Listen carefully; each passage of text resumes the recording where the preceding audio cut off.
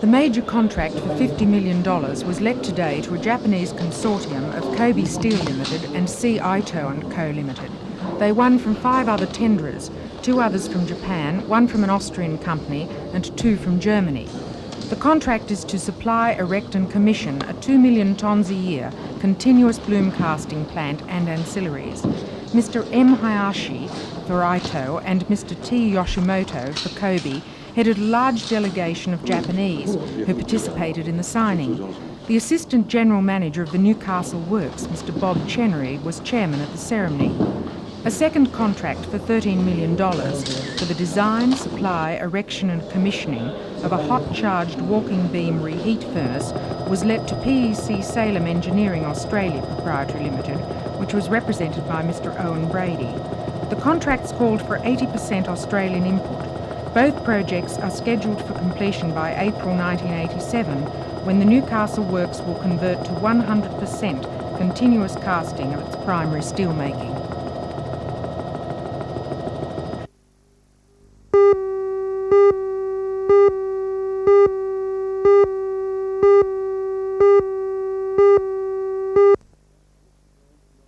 I wish to draw to your attention the president of the Newcastle branch of the Surf Lifesaving Association, Royce Jackson, said he'd been notified in a letter from Helios Proprietary Limited that the allegations made last August had been dropped. At that time, it was alleged the Surf Lifesaving Association owed the company from which they'd been leasing a helicopter $92,000. Mr. Jackson said the letter cancelled all previous accounts and offered the association best wishes for 1985. Why do you think the initial claims were made? Well, they were trying to do their best to raise some money. As you know, that firm at that particular time were declared bankrupt, and they were doing their very, very best to try to raise more money. Do you see the latest letter that you've received as an admission by the company that their initial claims were false? Definitely, they must have been false. No company would all of a sudden say that they would wipe an account which you owed $92,000, especially when they were in financial difficulties. What's been the effect of the claim on the helicopter rescue appeal? Well, it has had an adverse claim on it. I couldn't exactly put you a figure, but reports from the Helicopter Rescue Service Appeals Committee, the chairman of that, has told me that quite often they do get knockbacks when they're asking for money.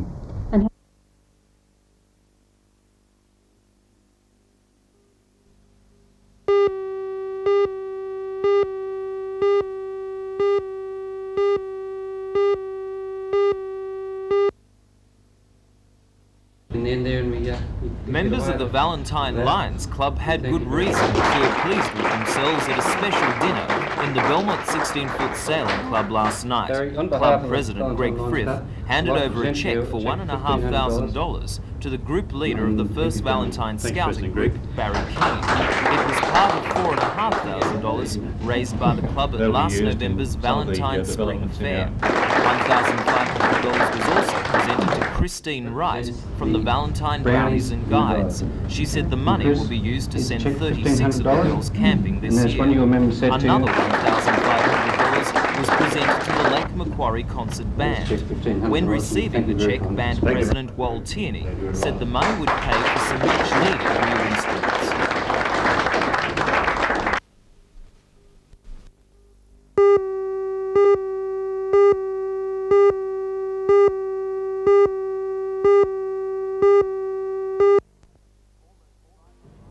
Almost 500 people packed the Singleton Centre last night to hear John Kerrin speak, an indication of concern the government's moves amongst dairy farmers. The government intends to introduce changes on July 1st, and Mr Kerrin is travelling the country to explain the moves to farmers. The industry suffers from overproduction, and the export market has collapsed because of a world glut. Mr Kerrin said excessive government regulation has directly contributed to the industry's problem. problems. The new plan will gradually deregulate the industry and reduce subsidies to encourage a reduction in the number of dairy farmers. Mr. Kerrin stressed, however, farmers affected by the changes will be compensated. He denied suggestions that deregulation will spark an interstate milk war. He said economic factors and state government regulations will prevent it. Farmers are critical of the government plan, pointing out that the local industry is already one of the least subsidised in the world. They say Mr. Kerrin's proposals will not prevent overproduction. Mr. Houston, why do the local dairy farmers object to the Kerrin plan? Mainly because they believe there's no ceiling limit for overproduction, and the people, or the Victorian farmer and the Tasmanian farmer, will go on increasing his production year by year. At the detriment of the New South Wales farmers? At the detriment of New South Wales farmers.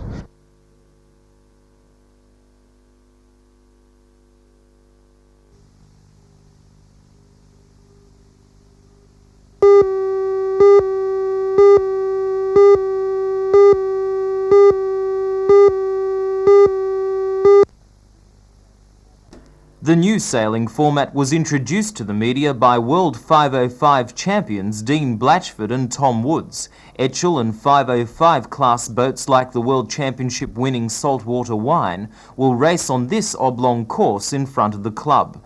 The principle is the same as cycle pursuit racing, with two boats chasing each other around the course, and the winner being the boat to cross its respective finishing line first. The events will be raced as a best-of-3 knockout competition. The club hopes the new format will prove more exciting for spectators. The main advantage is sailing then becomes a spectator sport, which the race can be held closer to the shore, people can watch it. It's only held over a short period of time.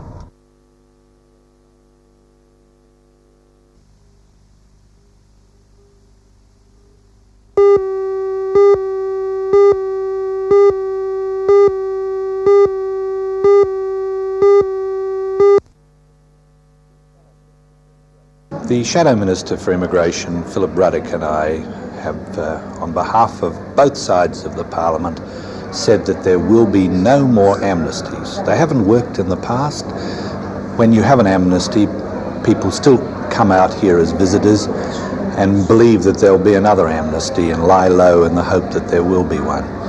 And it means that there are somewhere between 50 and 100,000 people in this country, 60% of whom are working, taking jobs that would otherwise be done by those who are unemployed, who are in effect living a lie in this country.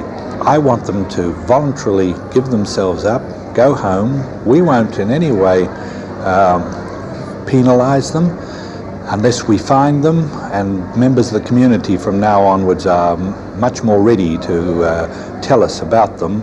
If we deport them, then there's 5 years before they can apply to come back in. If we don't deport them and they go home voluntarily, they can apply straight away to come back in, and many of them are qualified to come, but they've got to take their place in the queue. You spoke about an evaluation program within your department next year.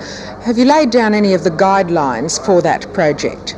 Oh yes, it's a very important part of our work to make sure that those who are coming here settle well. Now there's a lot of money, taxpayers' money, going on settlements. We spend about $50 million a year on teaching non-English speaking migrants English, because there's nothing more debilitating when you go to a country than if you can't speak the language. But we want to make sure we're spending that money wisely, and so I want those who have had experience in helping people settle to help us work out whether the money is being well spent in the sort of areas that we're spending it now. After visiting the offices of the Department of Immigration in Hunter Street, Mr Herford went on to Hamilton, where he officially opened the new Migrant Resource Centre in Chaucer Street. Mr Herford said the purpose of the Resource Centre was to provide services for new settlers, promote community awareness and to encourage self-help. From Hamilton, Mr Herford went to the City Hall to present naturalisation certificates to 44 new citizens.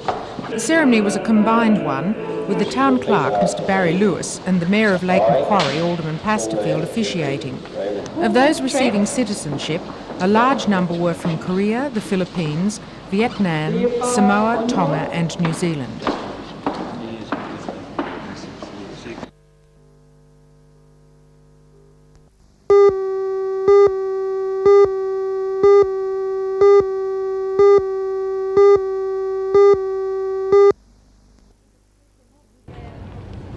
For many, this morning provided a perfect opportunity to stock up on Easter fare before tomorrow's festivities. Major city stores reported brisk trading, with Easter eggs proving a firm favourite. But away from the hub of city shopping, the warm Easter weather coaxed many people into enjoying the day out of doors, picnicking, fishing and swimming.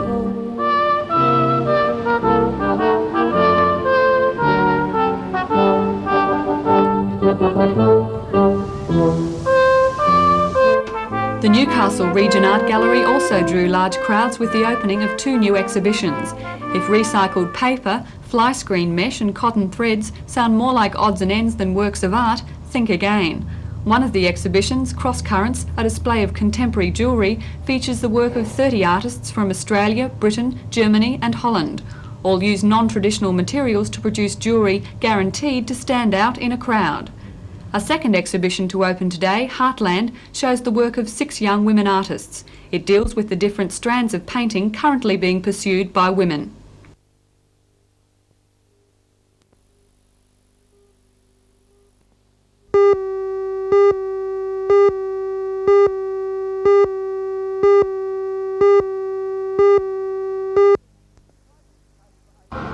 The titles cater for ages 7 to 15 years, with 22 divisions in all, relating to age, sex and capacity for the machinery ridden. It's a day of dust, squealing petrol burners and excitement for those that follow this sport, which is strong in the nation and more than that in the valley and surrounding areas.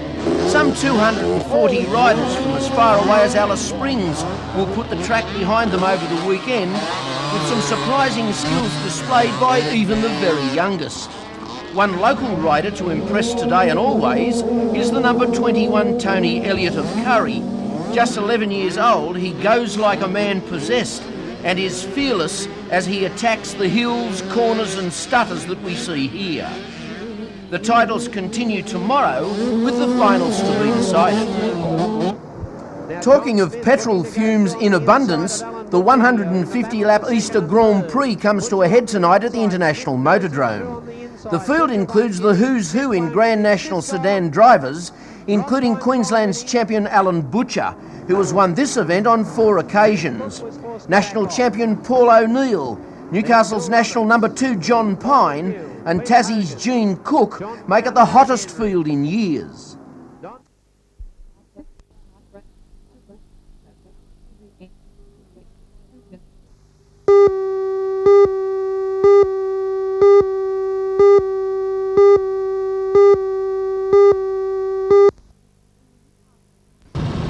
In the Newcastle area, there were 3 fatalities. Last year, there were no road deaths during the Easter break. The Acting Inspector of Traffic for the Newcastle District, Sergeant Bob Burgess, said that a new system of sector patrolling had been in practice during the 4-day holiday. This involved police concentrating on nominated trouble spots for a set period. Roadside breath testing had resulted in 24 charges being laid. This was almost double the number arrested last year. Sergeant Burgess voiced his concern. The police authorities, and particularly myself as head of the traffic branch here, are very concerned about the fatal accident incidents that occurred over this Easter weekend. We are perhaps becoming a little blasé as drivers about the presence of the RBT units, but there's no lessening of the police's enthusiasm for it. No, if motorists are becoming blasé in this particular district, I can assure you that the police are certainly not becoming blasé, and in fact we will be having a conference very shortly, and I anticipate a stepping up of random breath testing activities in the Newcastle district. How soon before the new testing gear is available for the new limit?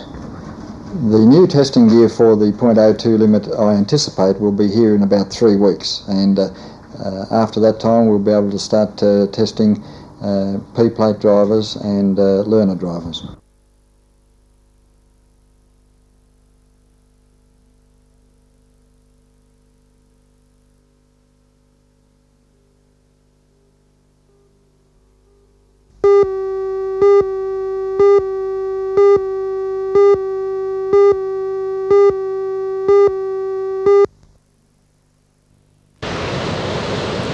A member of the Musselbrook family who came to Newcastle for an outing wandered out of sight of her parents.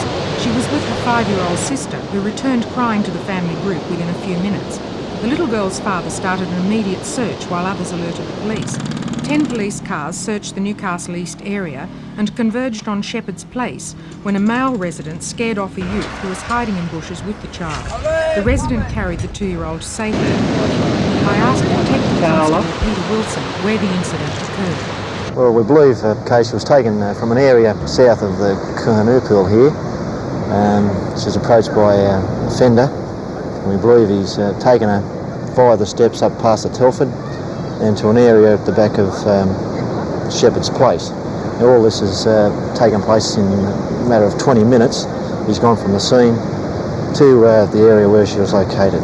And it was the vigilance of people up there. They just heard a child crying and that attracted their attention. Yes, that's correct. What physical description do you have of the youth?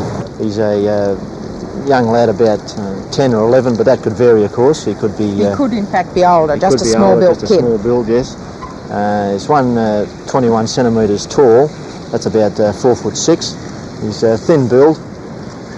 What was he wearing? He was wearing a pair of blue swimmers and carrying a orange cotton shirt and a pair of brown sandals or thongs. Now, the only evidence you have at the moment is this towel.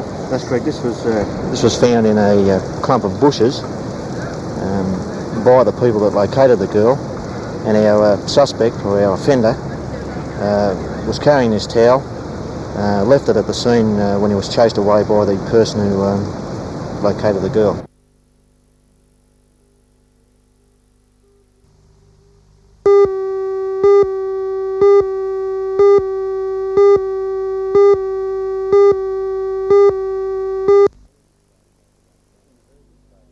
It's been a very good trading day today, Kay. And the suburbs busy too? Yes, they've all been very busy.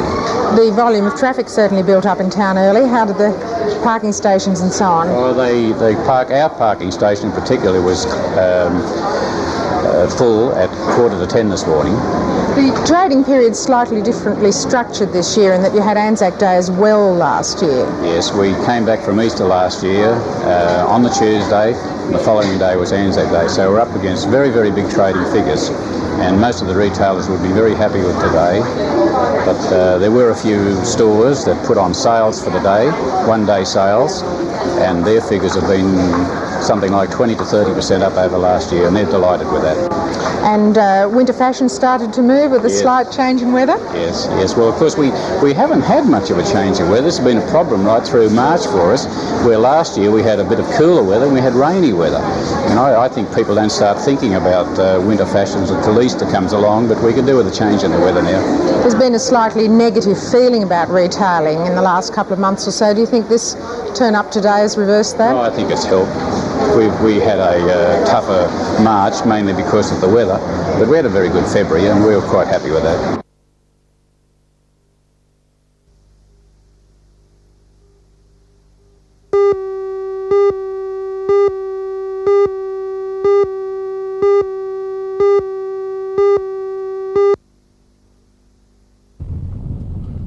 As long ago as 1979, the Department of Main Roads began widening the Pacific Highway at Cairns Hill from 2 lanes to 4. At that stage, the work on the 1 kilometre stretch from Warners Bay Road, Charlestown to Oxford Street, Gateshead consisted of drainage and electricity rerouting. The major disruption to traffic began in September 1982, and since then has involved the regular rerouting of traffic from one lane to another. It was originally intended that the project be completed by the end of 1983, but there have been several delays. The work was slowed by a shortfall of funds in 1981, and heavy rains in late 83 and early 84 caused extensive hold-ups. Most importantly, the DMR changed the design specifications for the project, calling on stronger pavement for the road and a longer retaining wall. The delays and design changes have seen the cost rise dramatically, from an estimated $2 million in 1979 to more than $5 million. The DMR now hopes to have the work completed by June, leaving the highway 4 lanes wide and free of construction crews.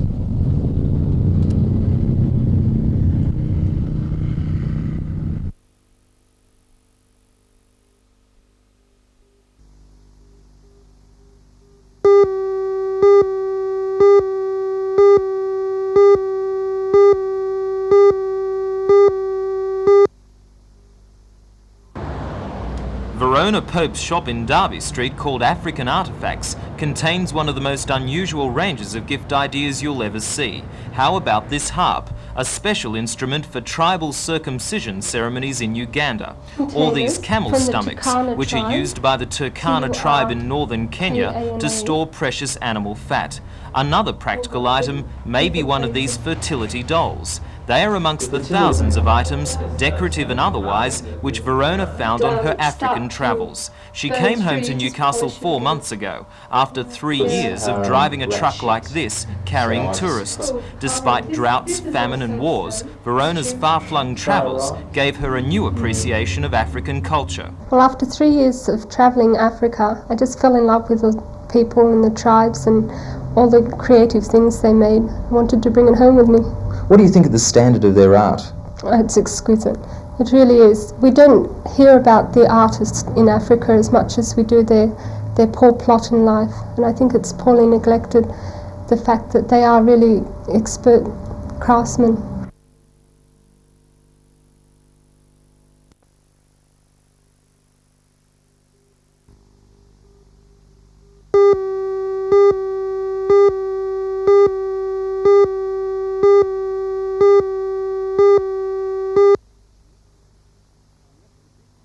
The exhibition at the Newcastle Workers' Club is unique. On display are over 300 postcards from around the world.